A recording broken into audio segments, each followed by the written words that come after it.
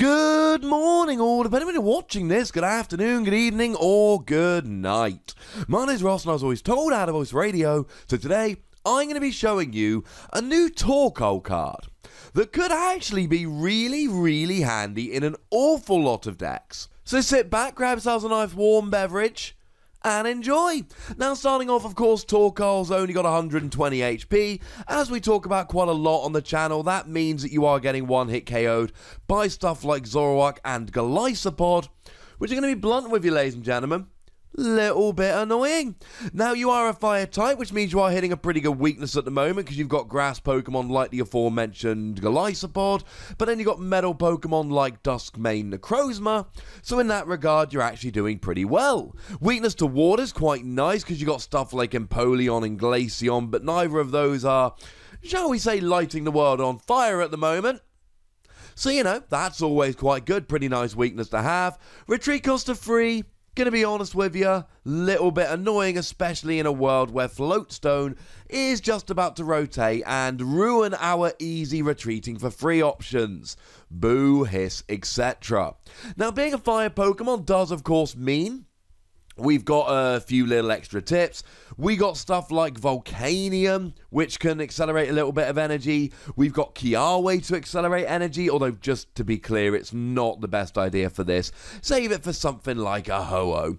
And then briefly before rotation, we got stuff like Scorched Earth, for instance, to help us draw a few extra cards.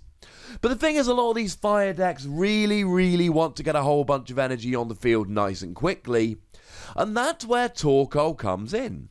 For 2 colourless energy, and as always, our translations here come from the lovely David Hochmann. I mean, not always, but most of the time. Over at limitlesstcg.com/translations, he's a lovely man, and that's a very nice website.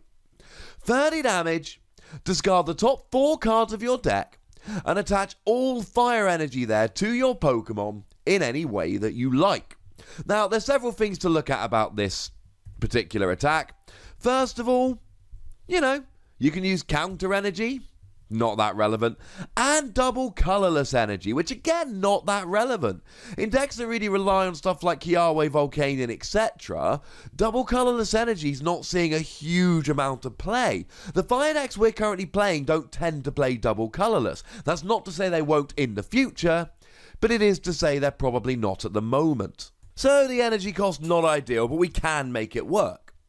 Then, of course, we get to discard the top 4 cards of our deck. And look, I get this, right? Discarding the top 4 cards of our deck could suck. We'll get to that in a minute. But attach all fire energy from there to your Pokemon in any way that you like, which means you can attach it to non-fire Pokemon. Maybe you've got a Tapu Lele on the bench and you want to pop an energy or 2 on there to help it set up. Or a Drampa, for instance, you know, some Pokemon using colorless energy.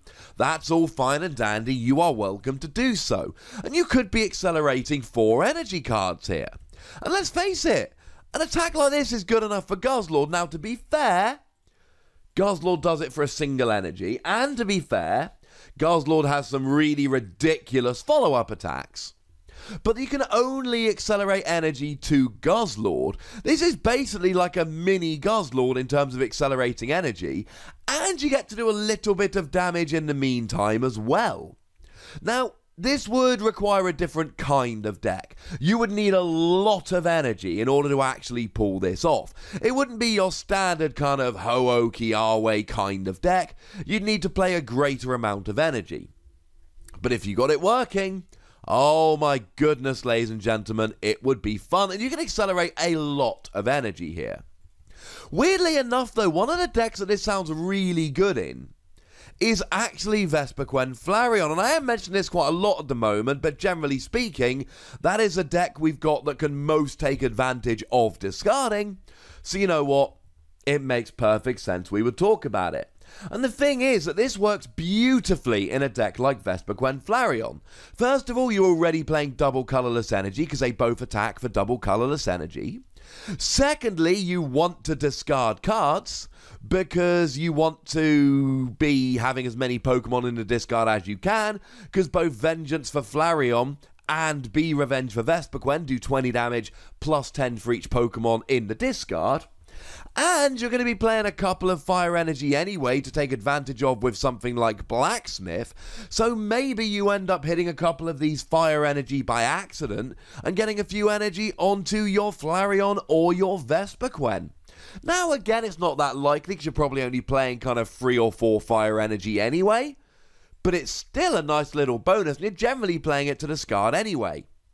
And then, of course, we do have to mention here, blindly discarding is often a very silly idea. Blindly discarding could go very, very badly, very, very quickly. Because you see, I just mentioned Flareon Vespiquen. What if you hit your double colorless energy? What if you hit your special charge? This is not a good thing. It's nice to be able to discard, but blindly discarding makes me a little bit sad. I think this attack works beautifully in something like Flareon Vespiquen. And I think if you made a fire deck which had a lot of basic fire energy in 2025, I think this could be a really good starting Pokemon. But then you do run into the issue of, will you have the double colorless energy at the beginning when you need it? I'm not 100% sure you will. And then, of course, is this really better than just using Kiawe and ending your turn? Or using Volcanion to accelerate a bit of energy? In fire decks, it's probably not. But I still think in Vespiquen decks, this could be really over-the-top good. But the good news is there is a second attack here as well. Searing Flame, 80 damage for a fire colorless. The defending Pokemon is now burned. Now, do remember the current burn rules in that your opponent takes 2 damage counters, then flips a coin. If heads, they're no longer burned. Although by the time this comes out, we will have Weller Volcano Park, which does say that burned Pokemon are not unburned between turns, even if they flip a heads. And don't forget that we've got Infernape now, which does essentially turn 2 into 6 in terms of damage counters for burn. So we got some burning tricks. So it's not actually 80 here, it's 100. It's going to always hit 100. Which is awesome. The thing is, it's actually going to miss some of the key KOs here, and that makes me really sad. So hitting 100 is good, but we've got plenty of basic Pokemon like Tapu Koko that have 110. And then with weakness, you're hitting 160. And then the burn kicks in, goes up to 180, and Duskmane Necrozma survives with 10 HP. I have talked time and time again about how much better it is to have 190 HP rather than 180. This is just one in the long line of examples of cards that really benefit from having an extra 10 HP. Otherwise, you'd be getting a cheeky one-hit KO on it, and it would be great. Now, to be fair, of course, you can always add a Choice Band. Choice Band means that you go up to 110, and then you're up to 220 with weakness, easy KO. Then with burn, you go up to 240, and you're getting a one-hit KO on Decidueye. But you're 10 HP away from getting a one-hit KO on Metagross or a one-hit KO on Solgaleo. And this really sums up Torkoal quite nicely. Almost good enough. Almost doing enough damage to one-hit KO a Duskmane Necrozma without Choice Band, but not quite. Almost doing a one-hit KO on a Metagross or Solgaleo with Choice Band, but not quite. And then you got the energy cost. If this was for 2 energy and you'd be able to use counter energy, it would legitimately be a really, really good Pokemon to chuck into any deck that's playing counter energy. But it's free energy, making it a little bit too expensive. And the first attack, if it was for 1 fire energy, it would be really good, but it's not. It's for a double colorless, meaning you're probably not going to be playing it in fire decks because you're not playing double colorless. And then it's quite good in Vespiquen, but then again, you have a blind discard, and if you hit something like your double colorless energy and special charge, etc., that's going to really, really hurt. Torkoal sits here in several different ways, almost being really, really good, but not quite. And that makes me a little bit sad.